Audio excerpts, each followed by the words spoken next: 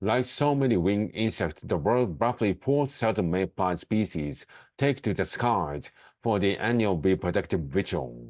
These flights happen above every kind of freshwater body on Earth, barring Antarctica and a few remote islands.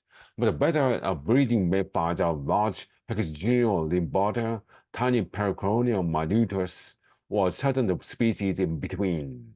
Their time on the wings will be brief, very brief. For most mayflies, adulthood lasts roughly 1 day, and for some species, it's only a matter of minutes. This isn't because they are all eaten up by predators, though they are a favorite food of many fish, birds, and larger insects. Rather, this brief adulthood is a natural part of their life cycle. A close look at these insects reveals their dysfunctional mouths and digestive systems. Without these not taking up space, mayfly bodies can store more eggs, with some species producing up to 12,000 per individual. This adaptation is essential to mayfly survival, since relatively few of these unborn flies are likely to reach adulthood, and even fewer will successfully reproduce themselves. In most of these flights, male mayflies form dancing swarms, which female mayflies move through until a male grasps them for some mid-air mating. Some all-female populations can reproduce without joining in the dance, using a process called parthenogenesis to produce viable offspring without the help of male. And recent research suggests some male populations may even switch back and forth between these two forms of reproduction. But regardless of how the eggs are made ready, the female will deposit them on and under the water and promptly perish. This may sound like a tragically brief existence, and the evil mayfly scientist's name, Ephemeroptera, refers to their stunningly short lifespan.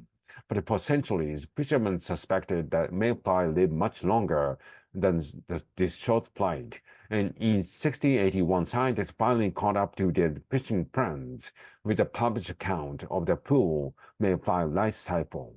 When the time is right, these eggs will hatch. Depending on the kind of mayfly, this can happen as late as several months after the eggs laid or even before it's completely left the mother's body.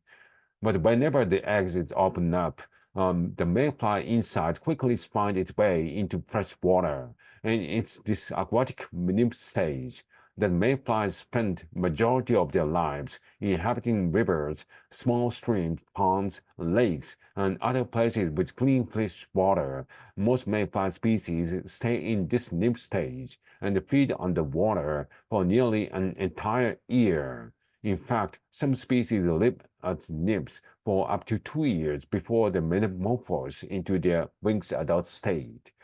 A year, a year is a long time for such a small creature to stay alive. So to survive and thrive, mayfly species have a wide variety of habits and corresponding body forms. Spores are flat enough to stick to surfaces despite the strength of current, while clingers accomplish the same feat with suckers and claws. Other species are swimmers, crawlers, or borers.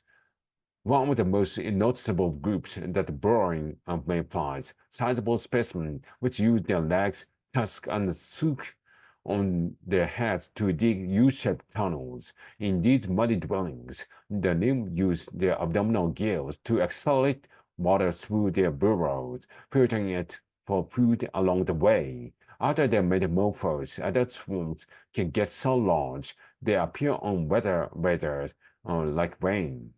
Regardless how they adapted, each unique species play an essential role in this ecosystem. Plus, nearly all mayflies are stable on freshwater fish diets.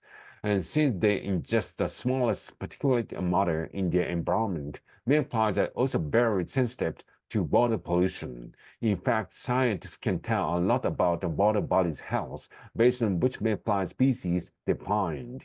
If they don't find mayflies at all, it's usually an indication that something's wrong. So the next time you see a swarm of mayflies over a pond, a bridge, or park fountain, remember the short area dance.